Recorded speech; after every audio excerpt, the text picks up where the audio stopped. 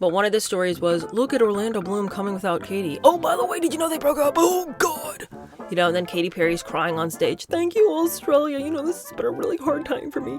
When it's all over and done, who should show up on the honeymoon of Lauren and Jeff Bezos but Katy Perry and Orlando Bloom?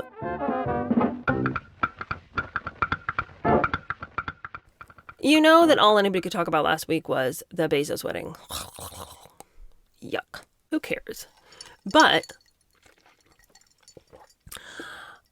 I had not anticipated that this week would contain more Bezos news that shocked me probably more than anything I saw at that stupid-ass wedding. Did you know that Jeff Bezos is talking about buying Vogue for his new wife? Lauren Sanchez of the large breasts. Lauren Sanchez is about to get Vogue as a wedding present. Okay. Hey, you know what, Jeff? With all that money, could you, since you're into buying the paper products, could you go buy the Epstein list? Could your money go towards that? Could you maybe buy off some of those truckloads of documents and give that to the rest of us for our wedding present, for carrying it all, for talking about your wedding? Could we get that as a gift? Because I need to understand right now, I am telling you, why Lauren Sanchez needs Vogue. What is she going to do with that?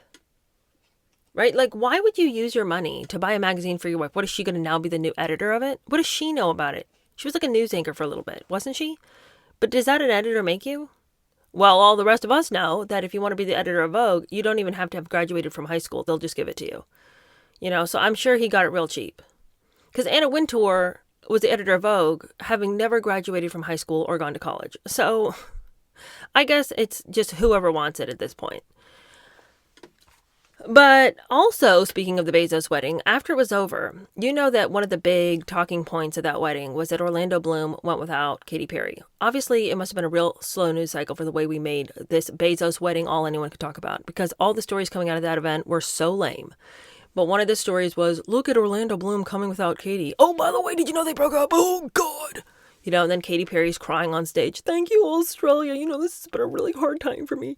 When it's all over and done, who should show up on the honeymoon of Lauren and Jeff Bezos but Katy Perry and Orlando Bloom? They decide to crash the honeymoon of the newlyweds so they can hang out on the yacht with their kid Daisy. What? Let me just say, I did read that it wasn't technically their honeymoon, that they were just extending their vacation to Italy. I think that's what you call a honeymoon. But they said it wasn't really a honeymoon, that we didn't crash any honeymoon, okay? It wasn't anything like that. We just came because Katy didn't get to say hey to Lauren. So we were just hanging out with them. Nobody's crashing any weddings. That just seems real awkward to me. The married couple and the couple that just split up and their kid Daisy. How socially awkward do you have to be like, I know me and Orlando aren't together anymore and I've been crying all across the southern hemisphere, but you guys are cool with this, right? Because I didn't get to hang out with you at the wedding. So we're just but this is cool, right? This is good.